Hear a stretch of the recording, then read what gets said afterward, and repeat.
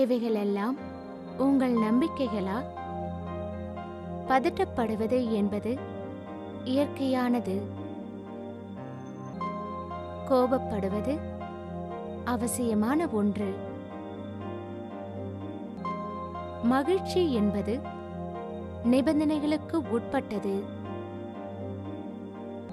மனதை ஒருநிலைப்படுத்தி தியானம் செய்வது கடினம். உங்களைப் பற்றிய உண்மைகளை அறிந்து கொள்ளுங்கள். அமைதி, மகிழ்ச்சி, அன்பு இவற்றை யதார்த்தமாக்குங்கள். விடியலை வரவேற்போம் பிரம்மகுமாரிகளுடன். ஓம் சாந்தி. விடியலை வரவேற்போம் பிரம்மா குமாரிகளுடன் நிகழ்ச்சிக்கு உங்களை அன்புடன் வரவேற்கிறோம். நம்ம கடந்த எபிசோட்ல பார்த்தோம், நான் ஒரு பாயிண்ட் ஆஃப் லைட், அதாவது நம்முடைய ஆன்மா ஒரு ஜோதி வடிவமாக, ஒரு ஒளிப்புள்ளி வடிவமாக இருக்கிறது என்பதை. நம்முடைய தந்தையான பரமாத்மாவின் ரூபம் கூட ஒரு ஒளிப்புள்ளி வடிவமாகவே இருக்கிறார். நமது தந்தையான பரமாத்மாவுடன் நமக்கு நேரடியாக தொடர்பு இருக்கிறது. அந்த தொடர்பை நாம் எப்படி அனுபவம் செய்வது என்பதை குறித்து இந்த நிகழ்ச்சியில நம்ம பார்க்க இருக்கிறோம். அதற்காக நம்முடைய இருக்கிறார் சகோதரி ஜெயா அவர்கள். ஓம் சாந்தி சிஸ்டர். ஓம் சாந்தி சிஸ்டர். இப்போ நம்ம உறவுகளை எடுத்துக்கிட்டோம்னா, அந்த உறவுகளில் ஒவ்வொரு ரோல் இருக்கிறது.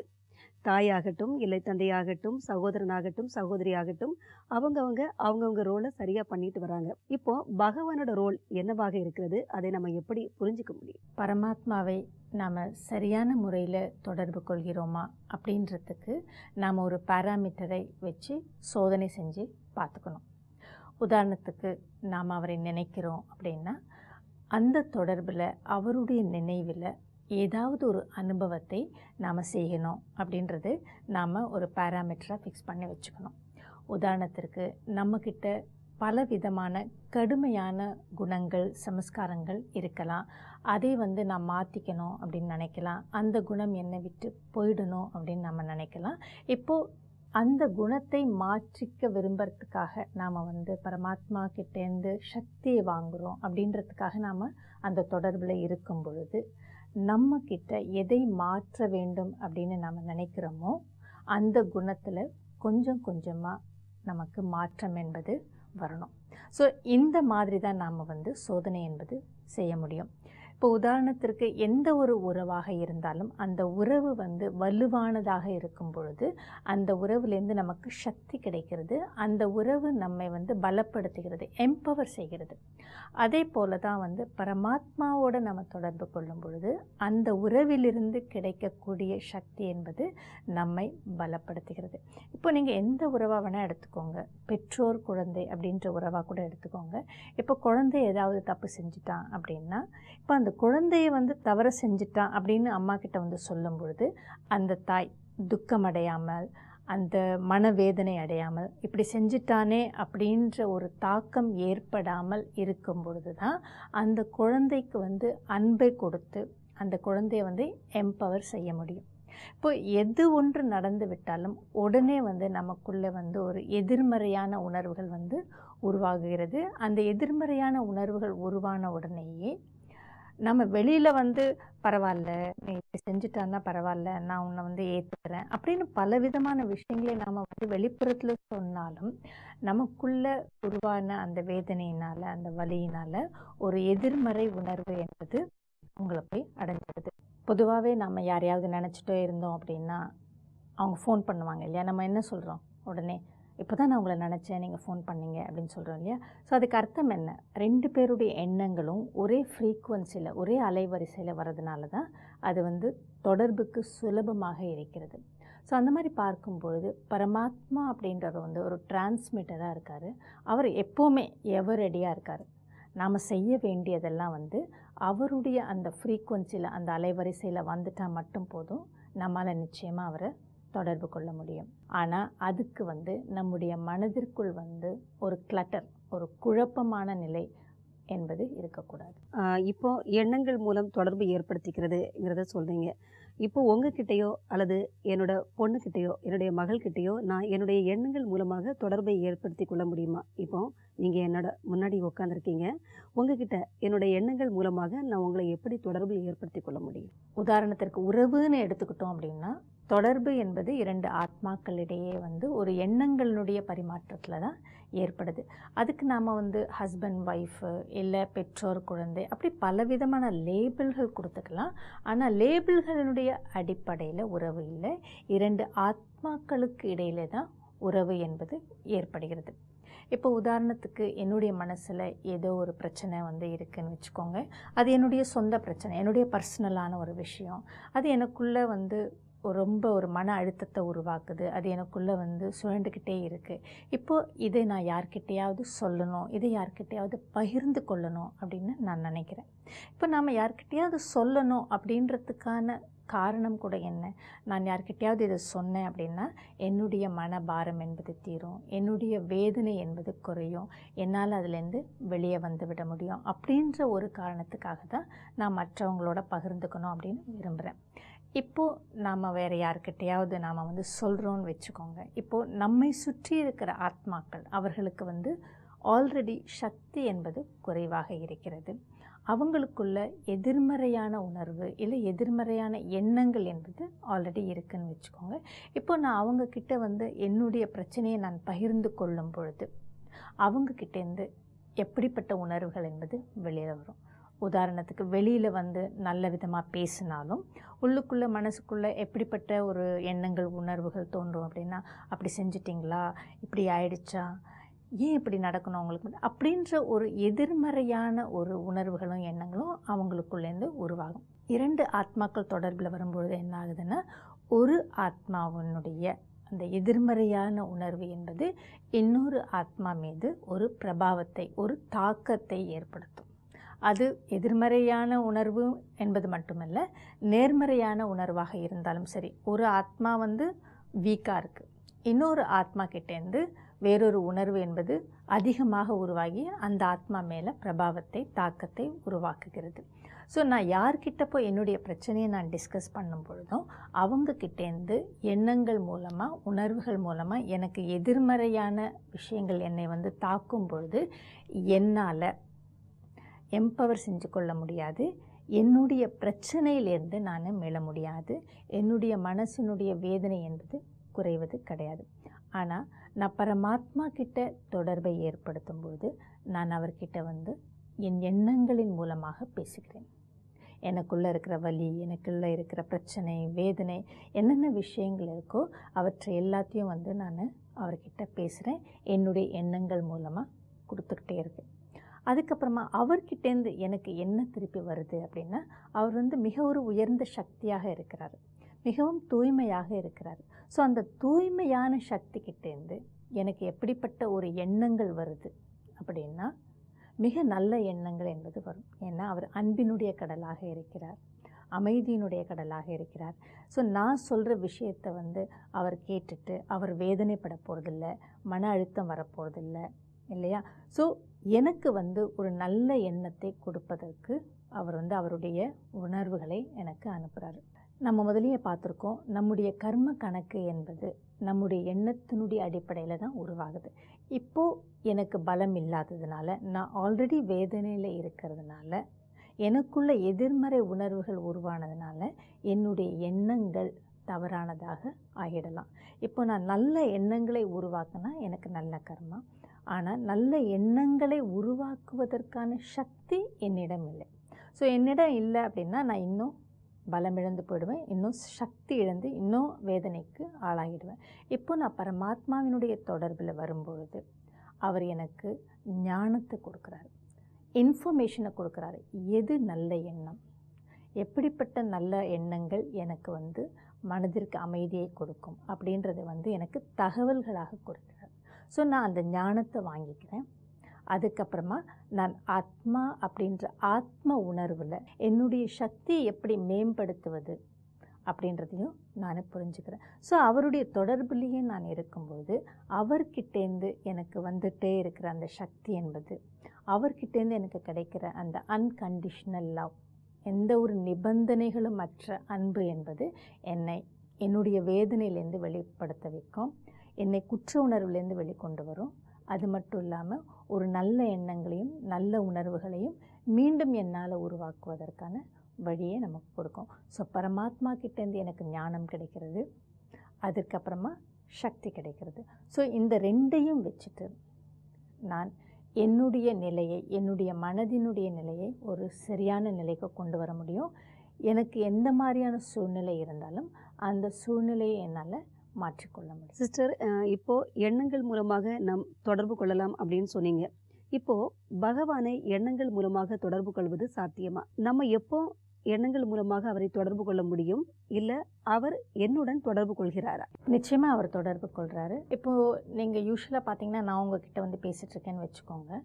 ஆனால் உங்களுடைய மனசு வந்து வேறு எங்கேயோ அலைப்பாஞ்சிட்ருக்கு, இல்லை வேறு எங்கெங்கேயோ வந்து வேறு ஏதோ ஒரு சில விஷயங்களை நீங்கள் நினச்சிட்ருக்கீங்க அப்படின்னா என்னோட நீங்கள் கனெக்ட் ஆக மாட்டீங்க. ஸோ அதே மாதிரி தான் பரமாத்மா அப்படின்றவர் வந்து ஒரு டிரான்ஸ்மிட்டராக இருக்கார். இப்போது அவருடைய அலைவரிசையில் நாம் வரல அப்படின்னா அந்த தொடர்பு என்பது ஏற்படாது. டிரான்ஸ்மிட்டர் அப்படின்னா சக்தியை கொடுத்து கொண்டே இருப்பவர். இப்போ நாம் வந்து ஒரு ரிசீவர்ஸ் மாதிரி. ஒரு ரிசீவர் வந்து அந்த டிரான்ஸ்மிட்டர்னுடைய ஃப்ரீக்குவன்சியில் சேம் அலைவரிசையில் வரல அப்படின்னா அந்த டிரான்ஸ்மிட்டர்னுடைய அந்த எனர்ஜியை கேட்ச் பண்ண முடியாது. இப்போது டிரான்ஸ்மிட்டர் அப்படின்ற பரமாத்மா வந்து ஆத்மா அப்படின்ற நிலையில் இருக்கார். ரிசீவர்களாக இருக்கக்கூடிய நாம் ஒரு உடல் என்கிற உணர்வில் இருக்கும். ஸோ இது ரெண்டுமே வந்து ஒரு வித்தியாசமான அலைவரிசையில் இருக்கிறதுனால, ஃப்ரீக்குவன்சியில் இருக்கிறதுனால தான் நம்மால் அவர்கிட்டேருந்து பவரை கேட்ச் பண்ண முடியலை, நம்மால் தொடர்பை ஏற்படுத்த முடியல. இப்போது ரிசீவர்ஸ் வந்து தானாகவே ஆத்ம உணர்வில் வரும்போது, நான் ஆத்மா அப்படின்ற ஒரு உணர்வில் வந்து அவரோட தொடர்பில் வரும்போது அந்த டிரான்ஸ்மிட்டரோட நாம் மிக சுலபமாக மேட்ச் பண்ணிக்க முடியும். இப்போ உதாரணத்துக்கு வீட்டில் இருக்கும்பொழுது, குழந்தைகளோடு இருக்கும்போது தாய் அப்படின்ற உணர்வு ரொம்ப சுலபமாக வருது இல்லையா? அதே மாதிரி நீங்கள் ஆஃபீஸ்க்கு போன உடனே நான் ஆஃபீஸில் இருக்கேன் அப்படின்ற அந்த உணர்வில் வரும்பொழுது ஆஃபீஸில் இருக்கிற கொலீக்ஸ் வந்து உங்களுக்கு நினைவுக்கு வந்துடுறாங்க. ஸோ அதே மாதிரி தான் நாம் பரமாத்மாவை தொடர்பு கொள்வதற்கு முன்னாடி நான் ஒரு ஆத்மா அப்படின்ற ஒரு உணர்வுக்கு நாம் வந்த உடனே தான் நம்மளால் பரமாத்மாவினுடைய அந்த தொடர்பை வந்து அனுபவம் என்பது செய்ய முடியும். இப்போது நம்ம எதற்காக பரமாத்மாவை தொடர்பு கொள்கிறோம் அப்படின்றத முதல்ல வந்து நமக்குள்ளே செட் பண்ணிக்கணும். காலையில் எழுந்து நாம் தியானத்தில் உட்காரோம். இப்போ தியானத்தில் உட்காரும்பொழுது முதல்ல நான் யார், நான் ஒரு ஆத்மா அப்படின்ற ஒரு நினைவில் வந்துட்டு அவர்கிட்ட நாம் அந்த ஃப்ரீக்குவன்சியை செட் பண்ணிவிட்டு அவரை நினைக்க ஆரம்பிக்கிறோம். இப்போது எனக்கு பிரச்சனை, எனக்கு வந்து இந்த மாதிரி சூழ்நிலைகள், இதை மாற்று, இதை செய் அப்படின்ற ஒரு நினைவில் அமராமல் அதில் வரும்பொழுது நாம் ஒரு ரோல் கான்ஷியஸ்னஸ், நம்முடைய உடல் அப்படின்ற உணர்வில் வந்துடுறோம். ஸோ அந்த உணர்வுலேருந்து விடுபட்டுட்டு தான் நாம் வந்து அவரை நினைக்கிறோம். ஏன்னா இவைகள் எல்லாமே வந்து நம்முடைய கர்மாவினுடைய பலன்கள். ஸோ இதுலேருந்து வெளியில் வந்துட்டு நான் யார், நான் ஒரு ஆத்மா அப்படின்ற அந்த உணர்வில் அவர்கிட்ட தொடர்பை ஏற்படுத்துவதற்காக நாம் நம்மை தயார் செஞ்சுக்கணும். ரெண்டாவது, இப்போது நான் உடல் அப்படின்ற அந்த உணர்வில் தான் வந்து நமக்கு பலவிதமான ஒரு தேவையற்ற சமஸ்காரங்கள், தேவையற்ற குணங்கள் உருவாகி இருக்குது. கோபம், இல்லை பொறாமை, அப்படிப்பட்ட ஒரு சில குணங்கள் வந்து நமக்கு உருவாகி இருக்குது. இப்போது நம்முடைய நம்பிக்கை முறைகளை, பிலீவ் சிஸ்டத்தை முதல்ல நாம் கம்ப்ளீட்டாக மாற்றணும். நான் தியானத்தில் உட்காரும் பொழுது நான் ஆத்மா அப்படின்ற ஒரு நம்பிக்கையில் உட்காரணும். நான் உடல் கிடையாது அப்படின்ற ஒரு நம்பிக்கையை நாம் உருவாக்க ஆரம்பிக்கணும். ஸோ நான் ஆத்மா அப்படின்ற முறையில் நான் ஒரு அமைதியான, ஒரு அன்பான, மகிழ்ச்சியான ஆத்மா அப்படின்றதை நாம் நம்ப ஆரம்பிக்கணும். ஏன்னா நான் ஒரு ஒளிப்புள்ளியான ஒரு ஆத்மா அப்படின்றப்போ என்னுடைய தந்தை அவரும் ஒரு ஒளிப்புள்ளியாக இருக்கார். அவர் அமைதியினுடைய கடலாக இருக்கார். அவர் தூய்மையினுடைய கடலாக இருக்கிறார். ஸோ அந்த தூய்மையினுடைய கடல், அமைதியினுடைய கடல், அவருடைய குழந்தையாக இருக்கக்கூடிய நான் ஆத்மா நிச்சயமாக ஒரு அமைதியின் ஸ்வரூபமாக இருக்கக்கூடியவன், அன்பின் ஸ்வரூபமாக இருக்கக்கூடியவன். அதுதான் சத்தியம், அதுதான் என்னுடைய உண்மையான குணம் அப்படின்ற ஒரு பிலீவ் சிஸ்டத்தை, அப்படின்ற ஒரு நம்பிக்கையை புதிய நம்பிக்கையை நாம் உருவாக்கி அதை என்னுடைய மனதில் சப்கான்ஷியஸ் மைண்டில் ஆழமாக பதிச்சுக்கிட்டே போகணும். ஸோ இந்த மாதிரி தான் நம்முடைய தியானத்தை நம்ம ஆரம்பிக்கணும். அது மட்டும் இல்லாமல் நம்ம தியானத்தில் உட்காரும் பொழுது நம்முடைய ஆத்மாவினுடைய 3 பகுதிகளான மனம், புத்தி, சமஸ்காரம் அல்லது குணங்கள் அப்படின்ற 3 விஷயத்தையும் நாம் ஒரு நிலைப்படுத்தி அவரை நினைக்கும் பொழுது அதில் நாம் மாற்றங்களை கொண்டு வர முடியும். இப்போது மனம் என்பது எண்ணத்தை உருவாக்குகிறது. நான் ஆத்மா ஒரு ஒளிப்புள்ளி வடிவமானவன் அப்படின்ற ஒரு எண்ணத்தை உருவாக்குகிறது. என்னுடைய தந்தை பரமாத்மாவும் ஒரு ஒளிப்புள்ளி வடிவத்தில் இருக்கிறார் அப்படின்ற ஒரு எண்ணத்தையும் உருவாக்குகிறது. உடனே புத்தி என்பது அதை அப்படியே காட்சியாக காண வேண்டும். ஸோ அதனுடைய அடிப்படையில் என்னுடைய ஒவ்வொரு குணமும் மாறிக்கொண்டே வர வேண்டும். இப்போது என்னுடைய குணங்கள் மிகவும் ஒரு தூய்மையானதாக மாறிக்கொண்டே வரும்பொழுது நான் ஒரு அன்பினுடைய சொரூபமாக இருக்கிறேன், நான் ஒரு அமைதியினுடைய சொரூபமாக இருக்கிறேன் அப்படின்ற மாதிரி என்னுடைய குணங்கள் மாறிக்கொண்டே வரும்பொழுது என்னை சுற்றி இருக்கக்கூடிய அந்த உறவுகளில் கூட நான் மிகவும் அன்பாக இருப்பேன். எந்தவித பிரச்சனைகள் இல்லாமல், சிக்கல் இல்லாமல் இருப்பேன். நான் எப்பொழுதுமே பரமாத்மாவோட கனெக்டடாக தொடர்புலேயே இருக்கிறதுனால என்னால் அவர்களுக்கும் அந்த அன்பையும் அமைதியும் கொடுத்துக்கிட்டே இருக்க முடியும். இப்போது காலையில் நாம் கொஞ்ச நேரம் தியானம் பண்ணுறோம். அதுக்கப்புறமா நாள் முழுவதிலையும் நாம் கொஞ்சம் கவனத்தை நாம் வச்சுக்கணும். எப்போல்லாம் தேவையோ அவர்கிட்ட நாம் தொடர்பை ஏற்படுத்தி கொள்ள முடியும். அந்த தொடர்பின் மூலமாக நான் சக்தியை வாங்கி கொள்ள முடியும். அந்த சக்தியை நான் என்னுடைய செயல்களில் உபயோகப்படுத்திக்கிட்டே வர முடியும். ஸோ அந்த மாதிரி நாம் அவர்கிட்ட தொடர்புலேயே இருக்கும் பொழுது நமக்கு எந்த விதமான பிரச்சனையும் சமாளிப்பது இல்லை சந்திப்பது என்பது மிகவும் சுலபமானதாக இருக்கும். இப்போ ஒரு சில சமயத்தில் என்னாகும் அப்படின்னா, நான் மனதின் மூலம் எண்ணத்தை உருவாக்கி என்னுடைய புத்தியின் மூலமாக நாம் காட்சியாக காணும்பொழுது நாம் சுலபமாக அவரை நினைப்பது என்பது சாத்தியமாயிடும். ஏன்னா நான் பரமாத்மா அமைதி கடலாக இருக்கக்கூடிய அவருடைய குழந்தை அப்படின்ற ஒரு எண்ணம் வந்த உடனேயே நான் அமைதியாவது என்பது சாத்தியம். ஸோ நான் அமைதியாவேன், நான் அன்பாக இருப்பேன். அதுக்கப்புறமா அவர் எங்கே இருக்கார். இப்போது நாம் நம்முடைய குழந்தையை நினைக்கும்போது கூட குழந்தையை நினச்ச உடனே அந்த குழந்தை இப்போ எங்கே இருக்கும் அப்படின்ற ஒரு கவனமும் வருது இல்லையா, அந்த இடத்தினுடைய கவனமும் வருது. அதே மாதிரி நான் என்னுடைய தந்தை பரமாத்மாவை நினைக்கும் பொழுது அவர் எங்கே இருக்கார், அவர் இருக்கக்கூடிய இடம் என்ன, அந்த ஆத்மலோகம் பரம்தாமம் அப்படின்ற ஒரு மிக அமைதியான என்னுடைய இனிமையான அந்த வீடும் எனக்கு காட்சியாக வரும். அதனுடைய அந்த அனுபவத்தையும் என்னால் உணர முடியும். ஒரு சில சமயங்களில் நாம் தியானத்தில் காட்சி கிடைக்கல, என்னால் விஷுவலைஸ் செய்ய முடியல அப்படின்னு சொல்லிட்டு நம்ம கொஞ்சம் கடினமாக நம்மளே பார்க்குறோம். ஸோ அந்த மாதிரி கொஞ்சம் ப்ரெஷர் இருக்கக்கூடாது. ஏன்னா என்னுடைய மனம் என்பது நிச்சயமாக அந்த எண்ணத்தை உருவாக்கலாம்.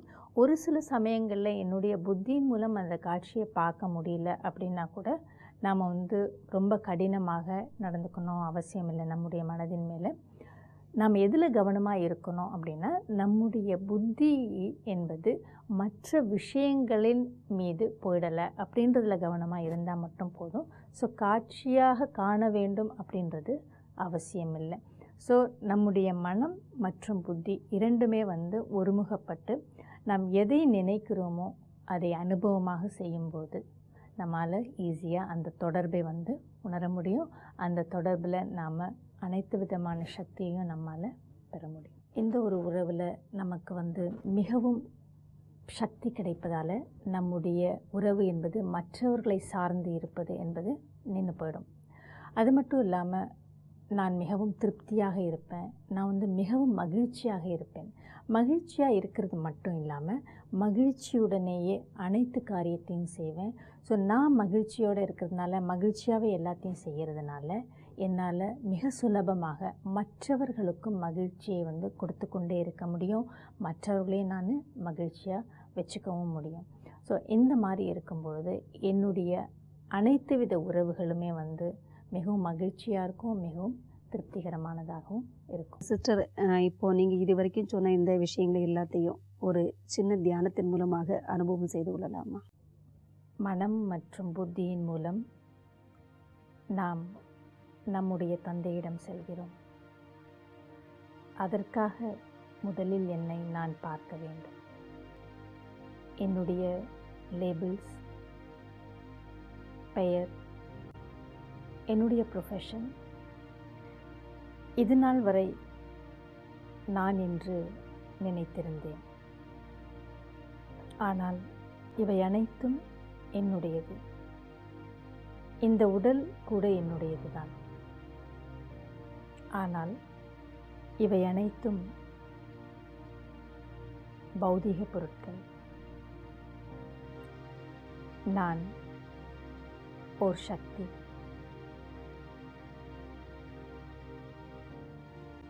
Shining in the centre of the forehead. நான் ஒரு சக்தி. இரு புருவங்களுக்கு மத்தியில் மிக அழகாக ஜொலித்துக் கொண்டிருக்கும் ஒரு சிறு நட்சத்திரம். இங்கு அமர்ந்து கொண்டுதான் நான் இந்த உடலை இயக்குகின்றேன். நான் தான் அனைத்து ஆத்மாக்களுடன் சம்பந்தம் ஏற்படுத்திக் கொள்ளுகின்றேன். நான் சக்தி அல்லது கான்ஷியஸ்னஸ் என்பதுதான் அனைவருடனும் உறவை ஏற்படுத்திக் கொண்டு தொடர்பில் இருக்கிறது. இந்த உடல் என்பது ஒரு மீடியம். இந்த உடல் என்பது ஒரு கருவி மட்டுமே. ஓம் சாந்தி. சிஸ்டர், அதாவது பரமாத்மாவின் அறிமுகம் மற்றும் அவருடன் எப்படி தொடர்பை ஏற்படுத்திக் கொள்வது என்பது குறித்து மிக அழகாக சொன்னீங்க. கண்டிப்பாக இதை அனைவருமே அனுபவம் செய்திருப்பாங்க. நம்மை நாமே புரிந்து கொண்டு பகவானிடம் தொடர்பை ஏற்படுத்தி கொண்டால் அந்த உறவு கண்டிப்பாக சக்தி வாய்ந்ததாகத்தான் இருக்கும். Thank you so much sister. Om Shanti. Om Shanti. என்ன நேர்களே, அன்பு கடலான, அருட்கடலான, ஞான கடலான பரமாத்மாவை நாம் எப்படி தொடர்பு கொள்வது, தூய ஆத்மாவான அவரை நாம் எப்படி அனுபவம் செய்வது என்பது குறித்து இந்த நிகழ்ச்சியில் நீங்கள் பார்த்தீர்கள். நீங்கள் பார்த்ததோடு மட்டுமல்லாமல் உங்கள் வாழ்க்கையில் அதை நடைமுறைப்படுத்த வேண்டும் என்ற ஒரு அன்பு வேண்டுகோளையும் வைக்கிறோம். இந்த நிகழ்ச்சி குறித்த ஏதேனும் சந்தேகங்களோ கேள்விகளோ இருந்தால் நீங்கள் எங்களை இமெயில் மூலமாக தொடர்பு கொள்ளுங்கள் அல்லது அருகில் உள்ள எங்களது சென்டருக்கு செல்லுங்கள். மீண்டும் இதே போன்ற ஒரு நிகழ்ச்சியில் சந்திப்போம். ஓம் சாந்தி. ஓம் சாந்தி. I'm a peaceful soul. Om Shanti Om. I'm a peaceful soul. ये ध्वनि मंगल ध्वनि है. Om Shanti Om. This sound is a sacred sound. Om Shanti Om. Om Shanti Om. I'm a peaceful soul. Brahma குமாரிகளின் சேவை மையங்களில் ராஜயோக தியான பயிற்சி இலவசமாக அளிக்கப்படுகிறது. நாள்தோறும் 1 மணி நேரம் 7 நாட்களுக்கு இந்த பயிற்சி அளிக்கப்படுகிறது. உலகெங்கிலும் 8500க்கும் மேற்பட்ட சேவை மையங்கள் இயங்கி வருகின்றது. இந்தியாவில் முக்கிய நகரங்களில் மட்டுமின்றி சிறு சிறு கிராமங்களிலும் சேவை மையங்கள் இயங்குகின்றது. மேலும் விவரங்களுக்கு நீங்கள் தொடர்பு கொள்ள வேண்டிய முகவரி